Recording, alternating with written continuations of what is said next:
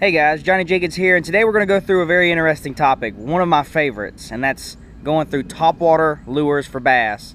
And if I have to say there's one technique that I love to do, it's definitely topwater all year.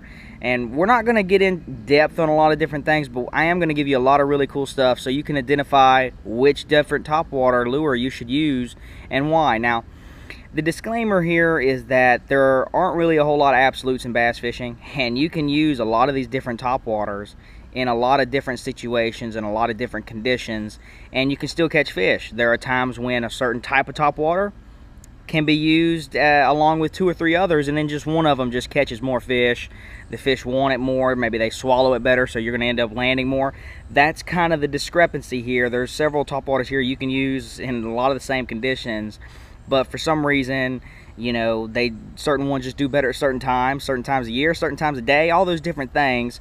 But I'm going to try and give you somewhat of a guideline so you can know which ones to pull out of your box. That way you're not second guessing yourself. That's a big deal when you're out on the lake and you pull out a lure. Maybe you don't have a lot of experience with it and you're just constantly second guessing yourself. This thing's not going to catch fish. I'm not fishing it the right way. I'm not fishing in the right conditions, and different things like that. So I'm going to give you pretty much all that I know and just try and give you those guidelines. So let's go ahead and dive right in.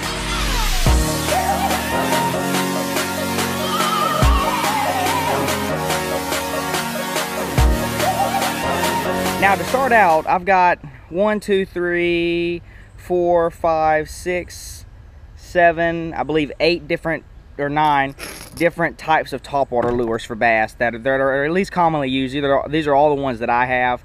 There might be 1 or 2 others that I don't have here, but I mean, you know, you guys know how much I fish and what I know, so this should cover just about everything. Let's go ahead and dive into a buzzbait. When should you use this one? Personally, I like a buzzbait when I'm really wanting to cover water. If I can get this thing, I love it around seawalls and different things like that, you know, isolated cover. But for me, when I'm going to pull out a buzzbait and I'm not going to be second guessing myself, is when I'm trying to fish and cover a ton of water. This bait probably covers more water faster and more efficiently than any other topwater, except for even a WAKEBAIT, be honest with you, because when you're trying to cover water, you want something that you can move steady along. The difference between jerking and twitching something, you would think you're fishing it fast, but the difference in the amount of water you can cover and how fast you can move the boat and how fast your casts are moving and all that, between something you're just reeling steady, even if you're reeling it at a moderate pace, to something that you're twitching and you're reeling the slack, like a hollow-bodied frog or something like that, or a popper or a walking bait, really is something. If you pay attention to it, it's a big difference. So buzzbait for me, that's the deal. If there's wind, I like it when there's a little bit more wind compared to when it's calm. So if it's real windy, buzzbait's a good way to go, at least for me. You can reel it a little bit faster. I like that. But I've used it when it's slick, calm, and caught really big fish and stuff like that. You're going to see a clip here, right here, so, you know, catching big fish when there's no wind, no ripple on the water at all. So once again, those absolutes, man, it catches them in all those conditions. But definitely, if I'm wanting to cover water, and especially I like it if there's a little bit of stain to the water. I personally don't like a buzzbait when it's gin clear. Like you go to a Lake Lanier type of a body of water where, you know, you can see the bottom in like 6 and 8 foot in some places. You know, for me, I just don't really like it. I'm going to try and go to something else. But you can get away with it if you change it up and you do some different things. We're not going to get into those too much. Let's go ahead and get into the next topwater bait. The hollow body frog. I mean, I can't miss this. You guys know how much I love a hollow body frog. And I've caught a lot of fish on this year. And for me, this is the kind of bait that I can really junk fish with when I'm trying to fish topwater. This bait, I can get it around the heaviest cover, the thickest in it. I can cast under docks. I can really, that's when I'm really wanting to fish extremely shallow, and I'm wanting to fish very precise targets in and around the heaviest cover and shade that I can find. Really, personally, I used to throw this on a lot of these seawalls that we have on this local lake, Oconee and Sinclair, and I used to catch a lot of fish, and I thought it was the deal. But then I realized those fish are just really active on those seawalls, so I wanted to pick up something that I could cover more water with, and the buzzbait's the way to go. But especially when you get times where it's very specific casts, you need to make heavy cover type scenarios, and you're not necessarily trying to cover as much water, you kind of know where you need to cast. You know, the fish can't just be anywhere like early in the morning. They can be roaming on the bank, or they can be out in, you know, 5 and 10 foot of water. You know, this bait covers that zone really, really well, but this one takes a little bit longer. Those fish are really active. So for me, I like this when I'm trying to get in the shallows, imitating bluegill, imitating shad, and I'm trying to get the heaviest cover. This is when I'm going to pull this out, fishing around the grass. I don't have to worry about snagging this bait. You'd be surprised how well it works around seawalls, open water, and different stuff like that. And a little tip, I've got a mastery course on peak performance fishing. Man, it's the best instructional and entertaining content. It's 55 minutes long. I'm going to leave a link in the description, and I'll probably put something at the end of this video you can watch also. Really sick. You definitely want to check that out if you're interested in some really awesome blow-ups of some big fish on the frog, and you want to learn everything that there is to know about fishing a hollow-bodied frog. But on to the next one. It's a soft plastic frog. Now the difference between this is it's got a hollow rubber body, right? That's the hollow-bodied frog, got a rubber body. This one is just completely soft plastic, and it's got little rubber legs, so it acts a lot like a buzzbait, and I use it in a lot of the same situations that I would in a buzzbait. The only difference is this, I can actually skip it a little bit so I can get it underneath targets and stuff, but I really like this one if you're fishing around grass, even isolated or really thick areas of pads, and even matted grass where you have little holes in the grass where you can cast, and it can go right in and out of the holes of the grass. You can fish the outside edges. You don't have to worry about getting hung. You can cast this thing all around it, get in the thickest parts and stuff like that. But it also allows you to cover a ton of water. This bait, along with the buzzbait, very, very efficient. And if you want something that you can cover a lot of water with, that guys aren't fishing with a whole lot, especially on like seawalls and rocks and wood, this might be your bait. It works in all types of situation and cover, all those different things, but it's just a little bit something different that you can add onto the buzzbait. It's generally a little bit more subtle, so in the clear water, this may be your route right here, especially like a green pumpkin or a watermelon, or maybe some kind of shad type color that's translucent, like a smoked shad or something.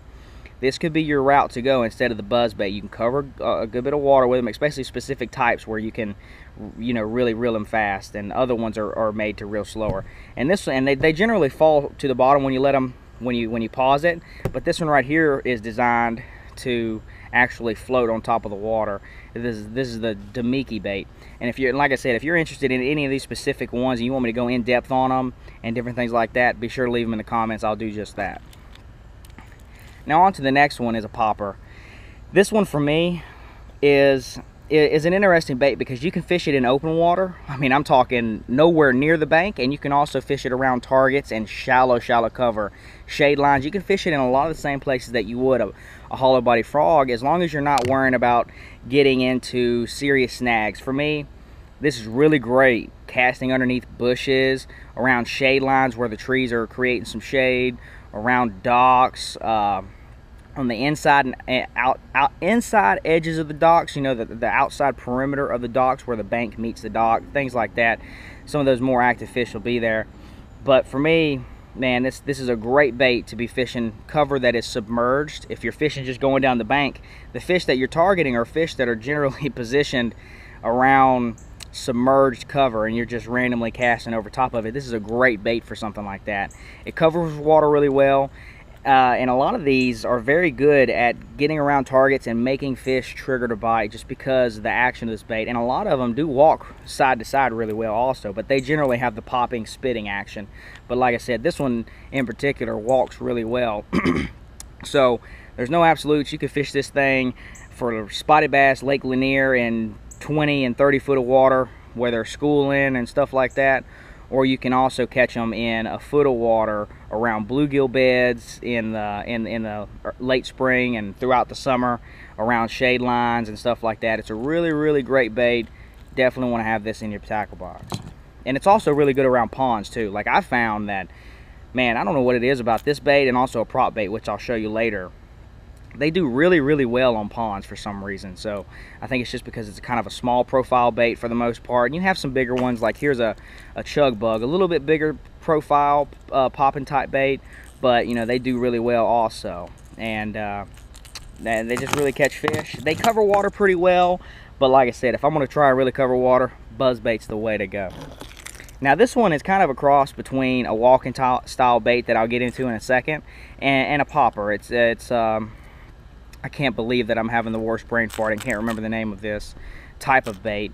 I think it's just called the Chug Bug. This one's actually called the One.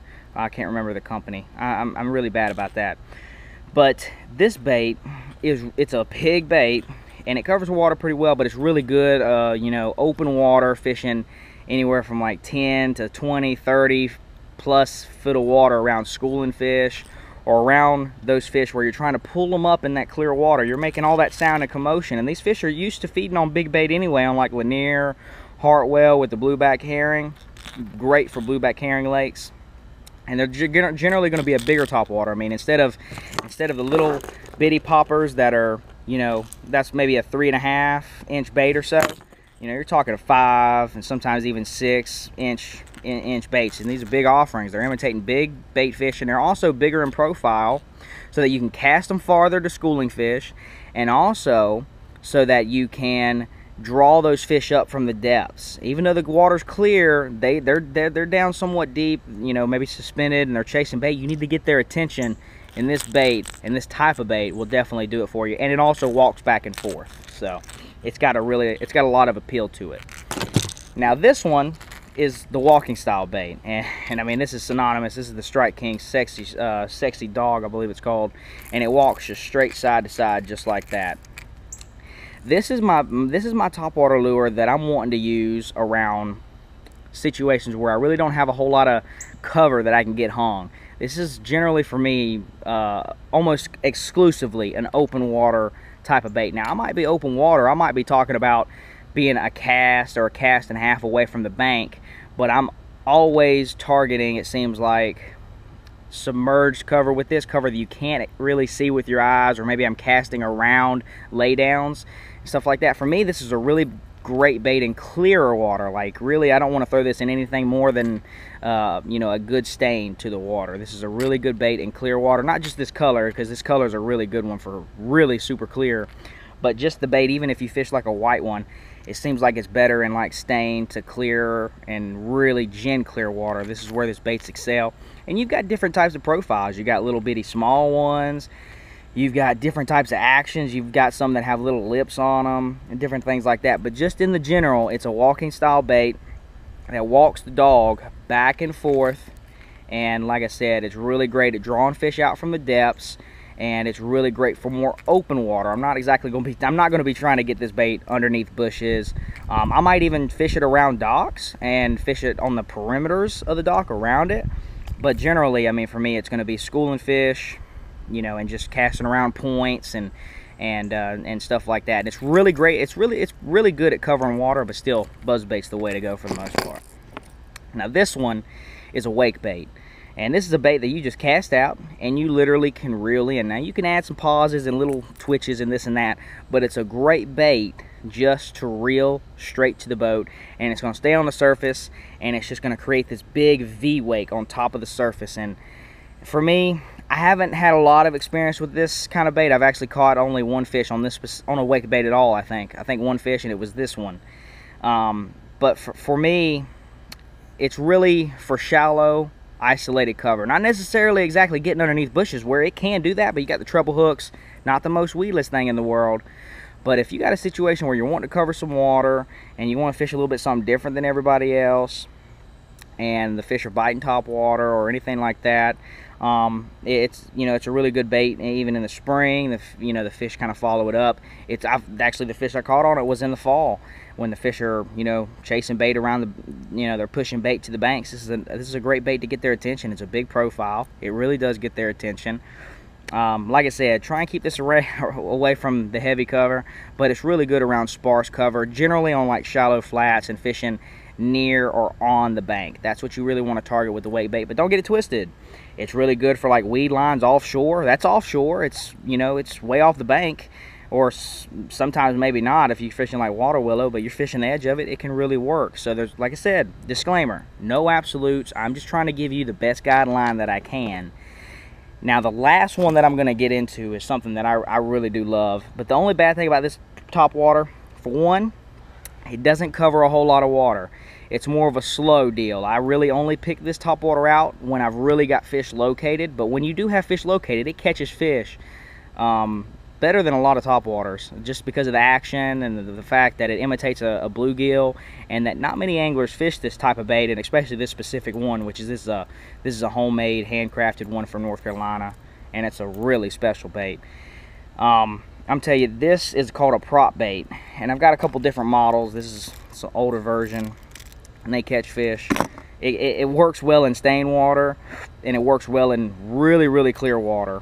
And when you work this thing, the little prop blades just spin like that, and then it pauses, and it'll kind of twist back and forth, you know, just like that. It's got an awesome action, and you know, really none of these topwaters have this kind of action with the blades where it spins and it floats, it stays still when you pause it, and then you can twitch it, or I like to what's called pull it instead of twitching it. But it's really good around a lot of the same type of stuff that you would fish, like a wake bait or even a buzz bait. It's really this bait really become famous on like fishing bluegill beds in the summer.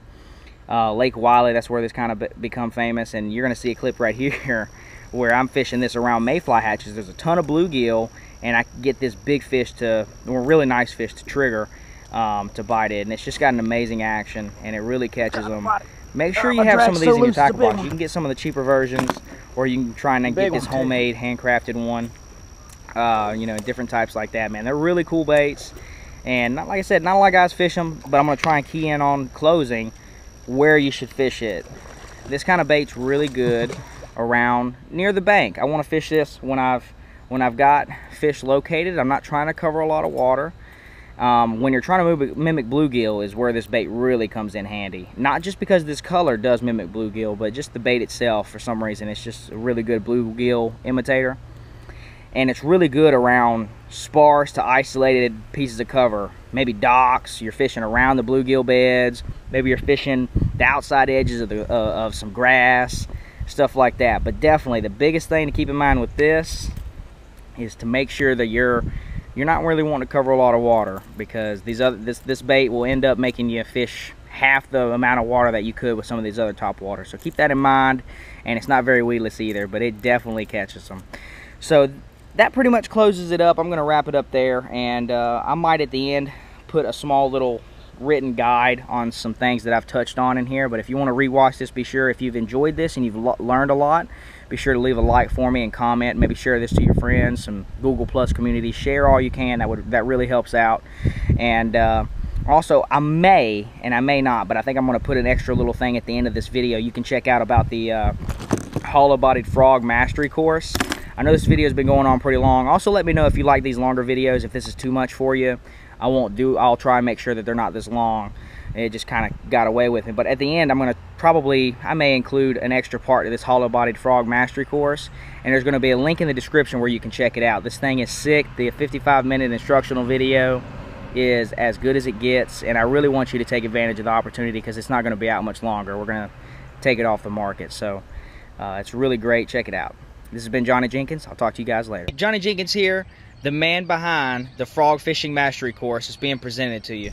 Now, when it comes to bass fishing, like I've said, there's a lot of ways that you can catch fish, and hollow body frog fishing, bar none, my opinion, and in so many people's opinions that are professional anglers and stuff like that, frog fishing is the most entertaining, the most fulfilling, but it can also be one of the most depressing ways to fish, because you're going to have situations where fish are coming blowing up on it, they're not getting hooked, or maybe you're fishing for long, hard hours and you're not getting strikes. It's frustrating because it's such a visual way. You want one to come up and explode on that lure, right? But it's just not happening. Well, in this course, you're going to learn everything. I'm talking college level course on this. So if you're having a problem with hooking up with fish, I'm talking this mastery course is going to take your frog fishing to another level. I break it down into several different ways. I break it down basically answering 4 questions: the why, how, when, and where for your successful frog fishing. So I'm going to teach you where you should fish it, how you should fish it, when, and why. I go in depth in all these subjects. 55 minutes of content. It's absolutely incredible. On top of that, the entertainment value is just nothing you're going to find on YouTube is even close to this, to be honest with you. Once you learn these tips, you can frog fish like me, and you can catch these fish, and you can have some of these amazing strikes, these amazing moments, and these awesome fish catches. So I'm going to step aside.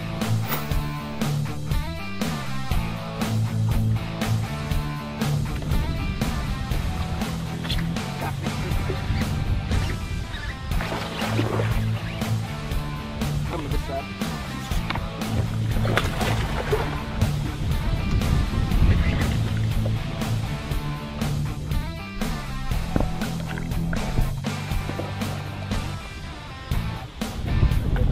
It's a big one, man.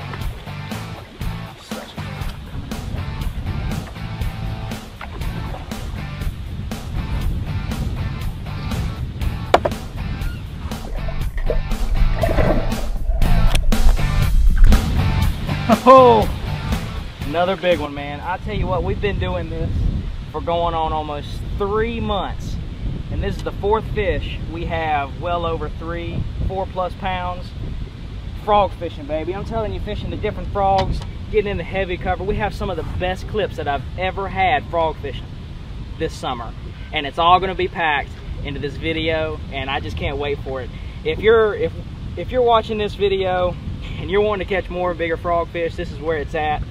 And tell you what, if we're using this as a closer clip for this fish, I'm gonna tell you what, it's another giant toad frog fish. If you use all these tips that you've seen in this video, getting in the heavy cover, making sure your casting is on, using all those key tips, I'm telling you what, you're gonna start catching fish like professionals. You're gonna catch fish like that, and who doesn't want to do that?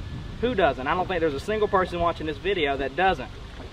So use all those tips, using the casting to your advantage, using the right equipment. Those two things right there, your casting and working on your equipment, is going to catch you big ones like that on frogs this summer or next summer. Talk to you later. This has been Johnny Jenkins from Peak Performance Fishing.